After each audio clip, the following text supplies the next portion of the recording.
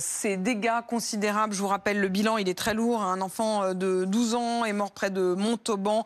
Un homme qui circulait en voiture est mort également. Il circulait en quad, est mort en Mayenne. Il a percuté un arbre qui était tombé sur la route. Il y a 17 blessés à déplorer, dont une personne en urgence absolue. Ça, c'est dans la Nièvre. Les images que vous voyez, c'était donc aux alentours de 21h hier soir. Très violents orages, donc y compris à Paris et dans toute la partie ouest de Paris. Les images que vous venez voir, c'était le Trocadéro à l'instant. Là, c'est aussi les boulevards de l'ouest de Paris. Et on va justement sur le terrain retrouver Marie Roux. Marie Roux, vous êtes dans le 16e arrondissement de Paris. C'est vraiment la partie ouest de la capitale. Et là, il y a encore des arbres en travers de la chaussée. Ah oui. Oui, effectivement, et c'est la partie qui a été le plus touchée ici dans la capitale. Regardez sur ces images de Nicolas de Roussy, ces arbres qui sont complètement tombés sous la violence de l'orage, avec des rafales qui sont allées jusqu'à 100 km/h, des voitures totalement encastrées par ces branches et ces arbres qui bloquent partiellement la circulation. Ce que l'on peut vous dire également, c'est que des lampadaires ont cédé avec les arbres, la pression, le vent. Et pour les habitants ce matin, c'est un peu la désolation, notamment Christian. Ça fait 30 ans que vous vivez dans le quartier et c'est la première fois que vous voyez ça. Ah oui, ah oui. Même la grande tempête de 99, c'est très très loin d'avoir été à l'époque aussi important que ça. Vous habitez un peu plus loin, le 109. Comment ça s'est passé chez vous?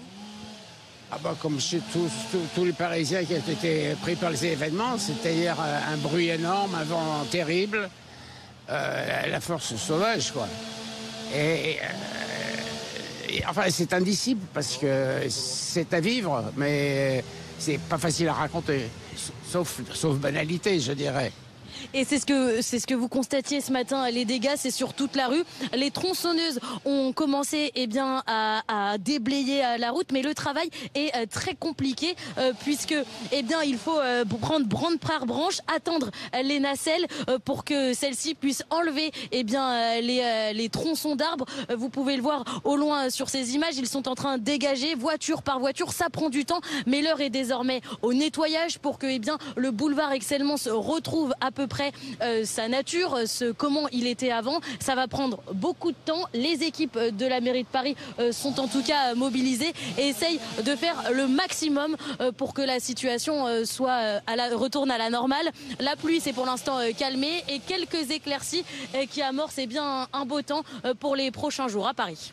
Merci beaucoup Marie Roux, donc en direct dans les rues de Paris. Je voudrais essayer de comprendre quand même ce phénomène parce que Gaël Musquet, on le voit bien, hier c'était 57 départements qui étaient en vigilance. Ce matin il n'y en a plus un seul, je parle sous votre contrôle évidemment Alexandre Joissard, mais il n'y en a plus un seul qui soit en vigilance au moment où on se parle. Donc ça a été très brutal, mais très temporaire, vraiment sur un moment. On regarde cette infographie, vous voyez ces images sur BFM TV pour essayer de comprendre comment ça se forme un orage pareil. Alors déjà, il faut comprendre que quand on regarde la carte de la France, sur ce type de nuages, en fait, en forme d'enclume, sur des supercellules orageuses, ce qui s'est passé, c'est qu'on a un Talweg. Donc en fait, c'est un front d'air froid qui arrive au contact d'une masse d'air chaud qui était stationnaire, qui a surchauffé la semaine dernière, où on a de l'air chaud, mais chargé, lui, de beaucoup d'humidité.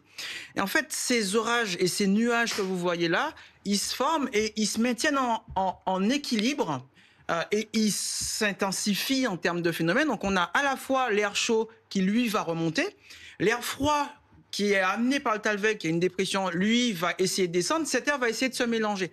Sauf que ça ne se fait pas tranquillement, ça génère énormément de vent, ça génère énormément aussi de grêle sur le front. Et ce front-là, il s'est déplacé d'ouest en est, du nord au sud, et ça faisait vraiment une virgule. On avait vraiment l'activité orageuse qui faisait vraiment l'effet d'une virgule en fait sur l'ensemble du territoire. Et en fait, ce front froid, au fur et à mesure qu'il progressait sur le territoire, il balayait les territoires de vent, de grêle et de pluie. Alexandre Joissard, le phénomène en lui-même, l'épisode orageux est derrière nous pour l'instant. Est-ce qu'aujourd'hui, ça veut dire qu'on peut complètement reprendre la vie à la normale ou est-ce qu'il faut malgré tout être attentif à des risques qui demeurent ? Absolument pas. Il faut avoir une très grande vigilance dans les prochaines heures, les 24-48 prochaines heures. On l'a vu avec ce travail-là de tronçonnage. Ce travail-là est minutieux, il va prendre du temps et lorsqu'on tronçonne, il y a toujours un risque de chute de branches. Donc le travail qui est réalisé là pour réouvrir les axes est un travail qui est dangereux. Au-delà de ce travail-là, aller se promener en forêt ou aller dans des zones sur lesquelles on pourrait avoir des ravinements, donc des éboulements ou d'autres chutes d'arbres, puisque vous avez des arbres qui sont complètement déracinés. C'est dangereux. Donc le message que je peux adresser aujourd'hui aux habitants des 57 départements qui ont été touchés par les deux phénomènes d'hier soir, c'est prudence. Ne vous déplacez pas sans précaution. Regardez ce qui se passe autour de vous. Notamment regarder au-dessus de nous, les branches d'arbres évidemment qui auraient pu être fragilisées, les toitures. Particulièrement oui sur le risque qui vient d'en haut parce qu'on n'a pas cette habitude-là. Hein. On marche et on regarde devant nous et on ne s'occupe pas de ce qui arrive par le dessus. Les toitures, on l'a vu, hein, on a vu des images avec des toitures partiellement arrachées, donc vous pouvez avoir des tuiles, vous pouvez avoir de nouveau des phénomènes un petit peu venteux qui risquent de vous amener ce qu'on appelle des effets missiles, c'est-à-dire des bois, des tuiles et autres qui pourraient venir vous percuter. Et pour le reste, je l'ai dit, les branches, les arbres, mais aussi vers les ruisseaux où on peut encore avoir des petites réactions partielles. Donc, ça veut dire quoi des petites réactions? Ça veut dire des ruisseaux qui peuvent éventuellement remonter? Oui, vous pouvez avoir des embâcles. Les embâcles, c'est quoi? Ce sont des branches qui se sont tombées et qui ont obstrué des ruisseaux ou des rues. Et donc, ils vont créer des sortes de barrages. Et au moment où ça se libère, vous pouvez avoir une montée des eaux assez rapide. Donc, précaution vraiment sur les 24-48 heures sur ces zones-là. En rue ou sur les routes, la question aussi éventuellement des affaissements de chaussées? Tout à fait. Pourquoi? Parce que vous avez une action de ravinement. Potentiellement, vous allez voir la route qui est impeccable, vous allez pouvoir conduire. Et ensuite, sur certaines zones, sur le bord de route, vous pouvez avoir un ravinement qui va amener à ce que la chaussée se dérobe au moment des passages. Donc la même chose, lorsque vous voyez de la boue ou lorsque vous voyez des pré-trous qui sont formés, des vraies formations de pré-trous, c'est-à-dire on voit un léger affaissement de la chaussée, il faut faire particulièrement attention. Et les images que vous voyez, elles sont en direct, hein, donc des rues de Paris, de l'ouest de Paris, où vous le voyez, les équipes sont à pied d'œuvre pour tenter de libérer la chaussée. Il y a une chose qui m'a marqué hier, c'est que malgré l'orage, et on a peut-être perdu quelques degrés, mais il y avait quand même un sentiment de chaleur quasiment tropicale. C'est-à-dire qu'à la fois il pleuvait très fort, mais il y avait. Est-ce qu'on peut dire, ou est-ce que c'est une fausse idée, de dire qu'on est en train de devenir un pays quasiment tropical quand on voit ça? Alors deux réponses. La première, sur de l'urbain, c'est normal parce qu'on a une inertie thermique des bâtiments, de la chaussée, du bitume qui a chauffé. On a presque atteint les 40 degrés en ville.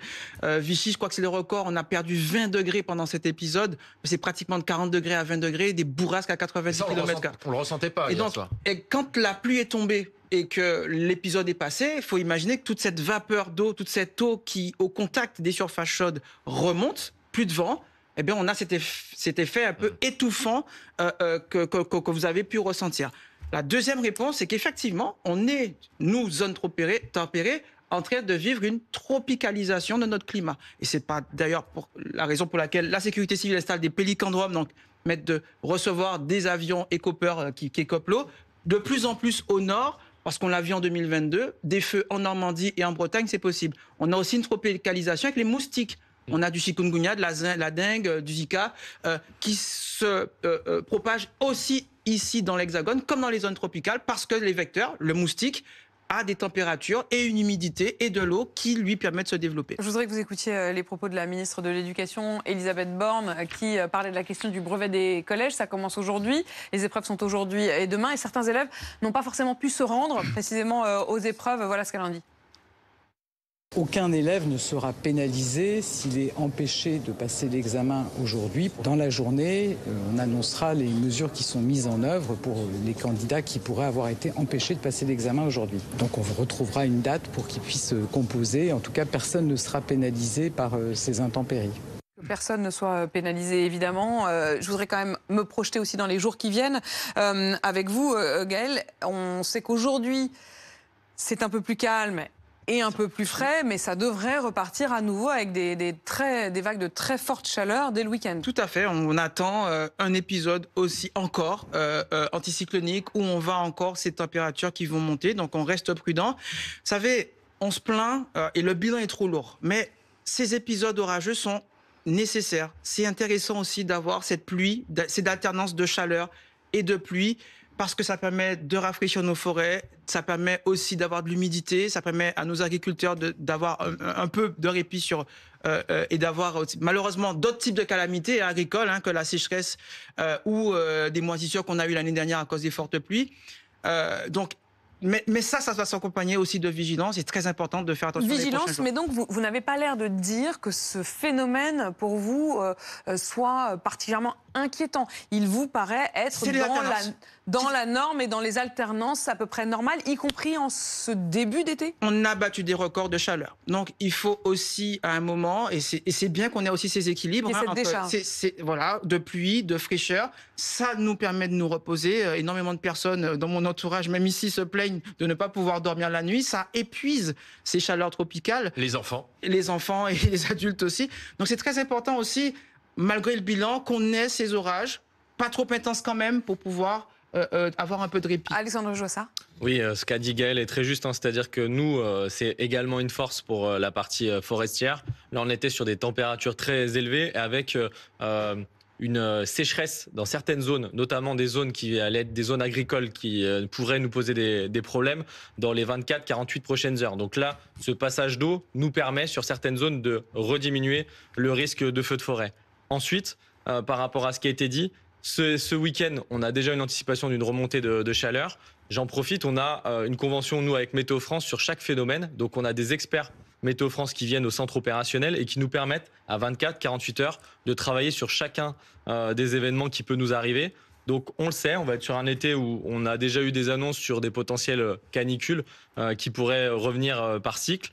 Donc ce qui s'est passé aujourd'hui nous permet déjà de préparer la population pour l'ensemble de l'été. On aura de nouveau des phénomènes orageux, c'est une évidence. On aura aussi des zones à risque sur la partie feu de forêt et sur lesquelles on compte sur la population. On va partir tout de suite à Villermont, dans le Loir-et-Cher. Je voudrais qu'on y retrouve Marine Mulset, parce que Marine, vous êtes au pied de ce fameux pylône qui a été carrément plié.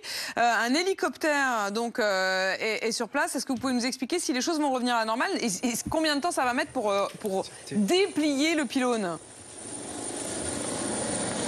Eh bien, écoutez, là, pour le moment, RTE est en train de constater les dégâts. Alors, ce matin, on pensait que 5 pylônes étaient dans cet état et en réalité, ils seraient 9. Il y en a qui sont complètement pliés et complètement écrasés au sol. C'est très impressionnant. RTE pense que ce serait dû à une tornade qui se serait formée et aurait détruit ces pylônes. Pour le moment, ils ne savent pas encore combien de temps cela va prendre, parce qu'il faut changer tous les pylônes. Ça va coûter très cher, prendre beaucoup de temps, et ils ne savent pas encore si la tension va être remise dans la journée ou plus tard ou dans les semaines à venir.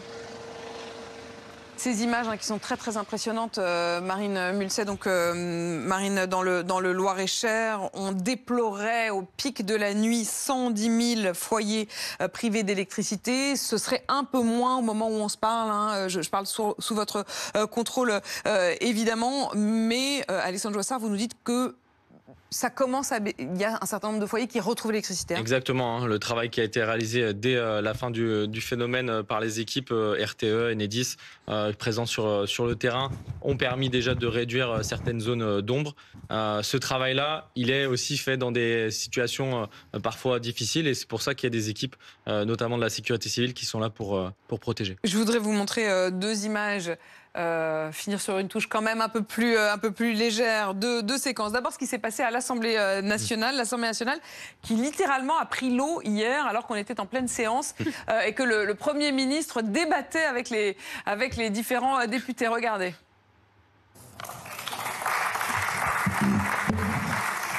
Merci, Monsieur le Premier ministre. Ça fuit. Est-ce que vous vous êtes aperçu qu'il pleuvait? Je viens de le voir, Monsieur le Premier ministre. On m'avait dit que l'hémicycle était étanche, mais visiblement, vous ferez attention avant de monter. Il a plu dans l'hémicycle. Symboliquement, l'État qui prend l'eau, c'est pas Oui, c'est l'État qui prend l'eau. Au point même que c'était glissant. Ce débat était Ce conclave était déjà un naufrage. Mais là, c'était pas sur le conclave. Là, c'était pas sur le conclave. Mais le conclave des retraites prend l'eau, en effet, très largement. Mais on peut dire aussi que François Bayrou passe entre les gouttes pour l'instant. De la censure. On va continuer à filer. Suspendu dans un premier temps pour faire intervenir les pompiers. Ils ont quand même été obligés de faire effectivement très attention. Il y a un autre petit moment que je voudrais quand même vous faire découvrir. Ce sont les policiers parisiens qui avaient de l'humour hier. Regardez cette voiture de police et écoutez surtout.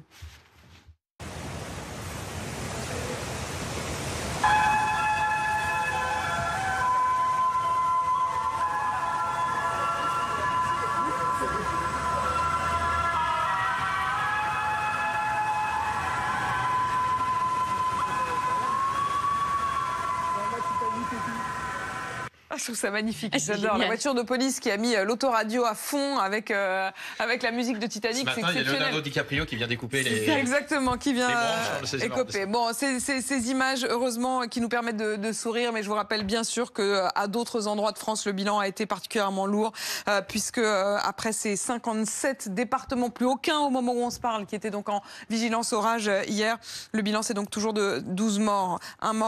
Deux morts, un enfant de 12 ans et un homme qui circulait en quad en Mayenne, 17 blessés, une personne en urgence absolue. Du côté de l'électricité, des foyers d'électricité en revanche, ça s'améliore et c'est ce que vous nous dites ce matin, Alexandre Joissard.